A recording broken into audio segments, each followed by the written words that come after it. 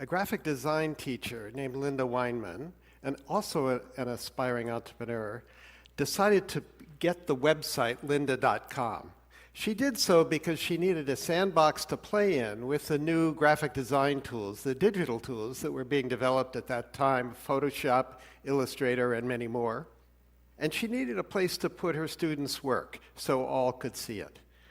Well, she put that website together, and the business began to grow. And in 2002, she discovered it could be much, much more. So she moved all of her teaching online.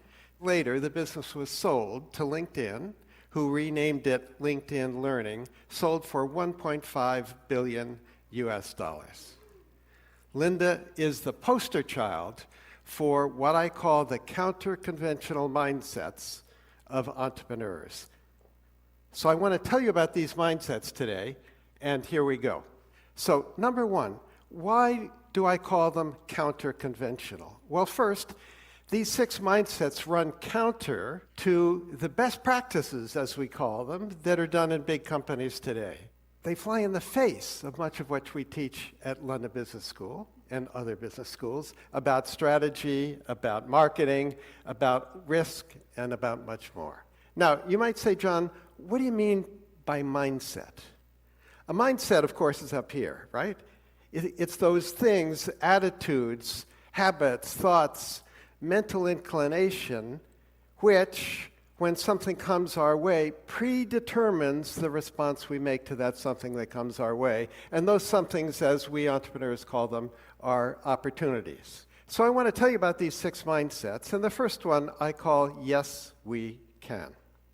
Now, B-School Strategy 101 says the following: what we're supposed to do in a company is stick to our knitting. We've got to figure out what we're really good at. We call them core competencies, and we've got to build on them, invest in them, nurture them, make them more robust. And if somebody comes along and says, can you do something different that's outside of that, what are we supposed to say? No, I'm sorry, we don't do that around here. Well, a Brazilian entrepreneur named Arnold Correa built a wonderful business that today is called Atmo Digital by disregarding those rules. He had already reinvented his business twice to become a major provider of event management and production services, when one of his customers said to him, you know, I have 260 stores scattered all around Brazil, and Brazil is a big country, and I like to be able to broadcast training and motivational events to the stores in real time. So Arnold, could we put televisions in the training room of all my stores, and could we build a satellite uplink so we can send all this wonderful stuff to the stores? So what did he say? He said, yes, we could do that, even though he knew nothing about satellite technology, had never operated outside Sao Paulo, but he got it done. Then several years later, some of his other customers, one of them in particular, Walmart, said, well, you know, it's nice that we have all of these television screens in the back room of the store, but wouldn't it be cool if we had them on the sales floor, because then we could run advertising. So when the customer walks down the aisle for detergent, perhaps there's an ad for Procter & Gamble's detergent in that aisle. And what did Arnold say to that request? Yes, we can do that. Over a period of years, Arnold reinvented his business fundamentally 4 different times by saying when a customer wanted something new that lay outside his core competencies, yes, we can. The second one I want to tell you about, I call problem first, not product first logic. So in big companies today, it's all about the products. So when I'm in the US, my family and I have used Tide for many years to wash our clothes. And we get a chuckle every now and then because we can tell a new brand manager has come along, because what happens? They change the product, right? They take the blue speckles out of it and turn them green. And they call it new improved. Is this innovation, guys? I'm not so sure. Coca-Cola, what is there? There was classic Coke, and then there was new Coke. That didn't work out too well. Then there was Diet Coke, and Coke Zero, and Vanilla Coke, and Cherry Coke, lots of Cokes. I don't think this is what innovation is all about. But for entrepreneurs, we don't focus on products, we focus on problems. So a guy named Jonathan Thorne, developed a technology that did something very useful.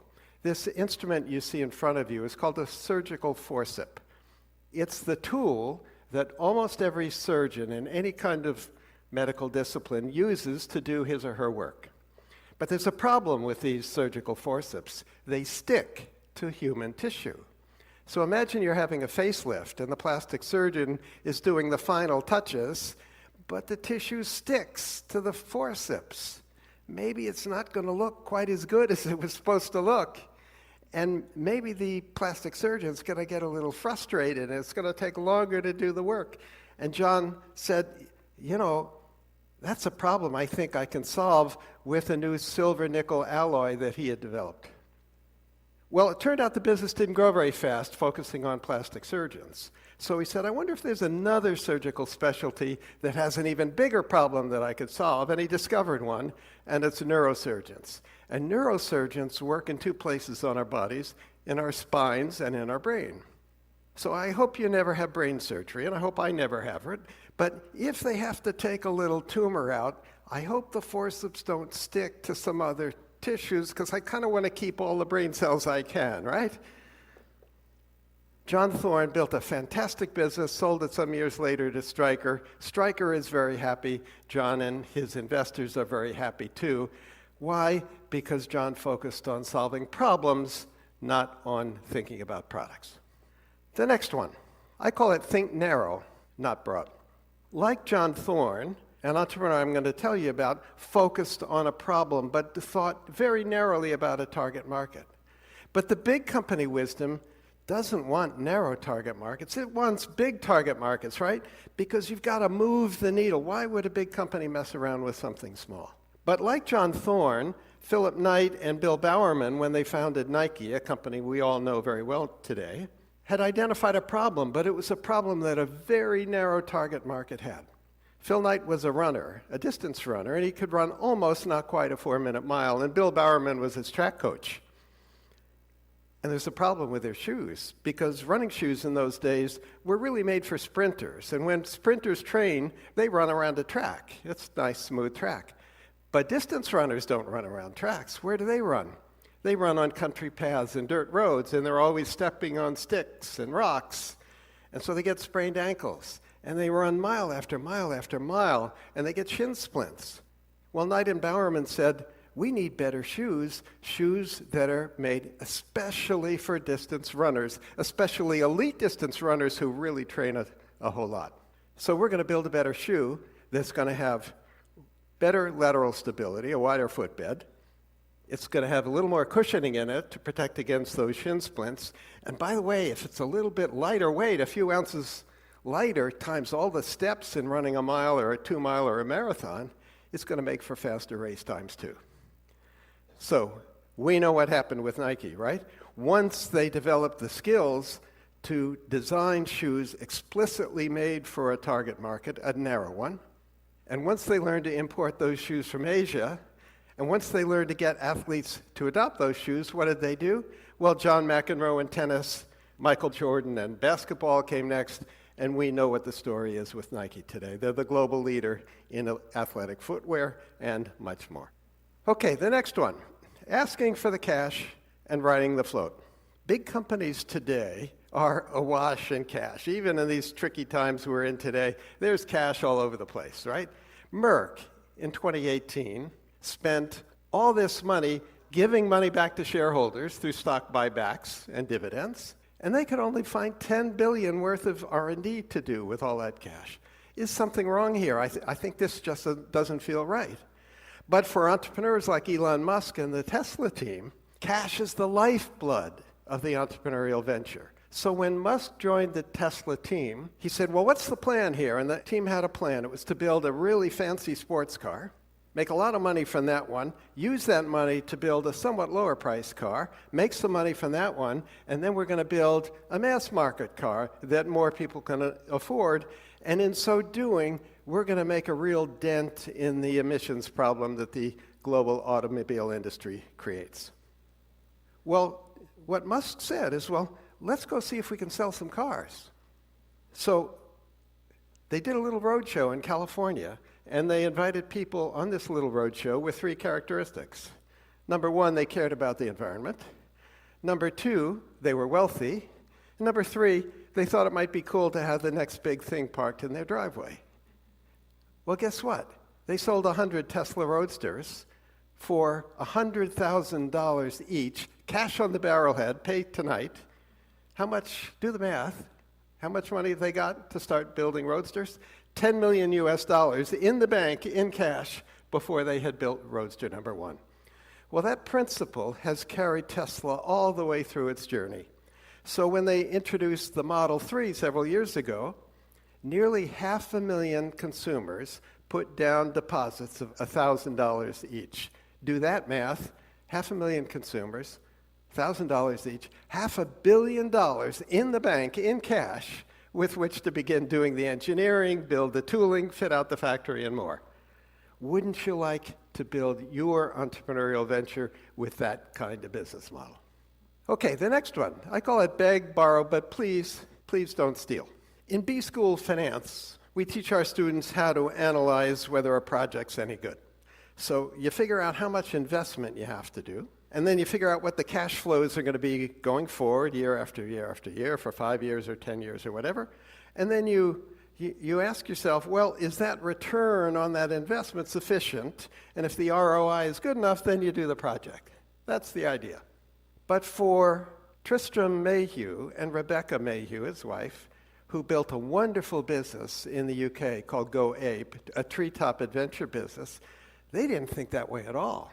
They said, well, we want to build a treetop adventure business here in the UK. They'd seen one in France that they liked on a vacation. So where can we get some trees? Well, who's got trees in the UK?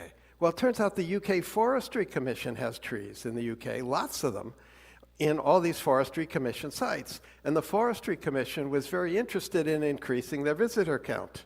Well, what better way to increase their visitor count than to have a Go Ape treetop adventure course on their land?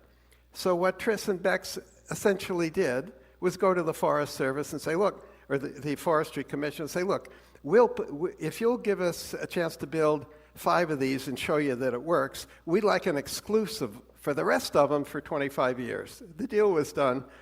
Today there are more than 30 Go Ape adventure sites across the UK.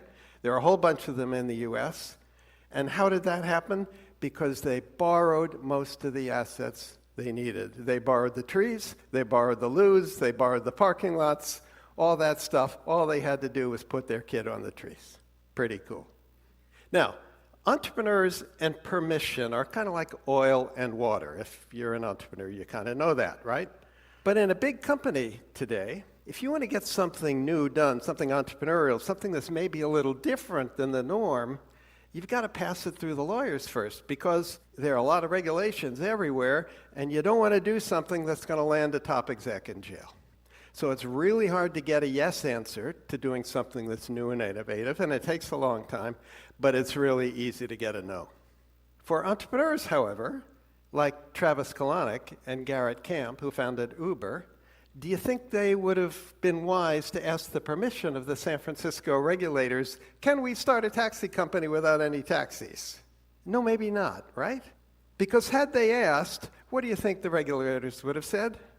There's no way you're going to do that. That's going to threaten the current taxi industry, right? So entrepreneurs don't ask permission.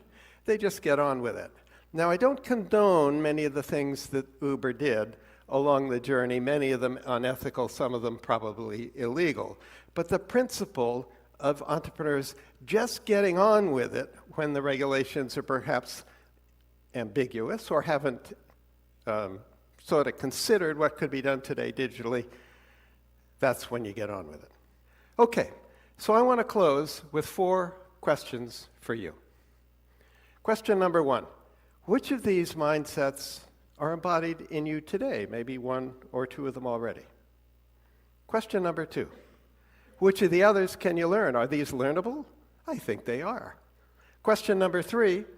Can you teach these to somebody you work with who has some challenges for which these mindsets might help?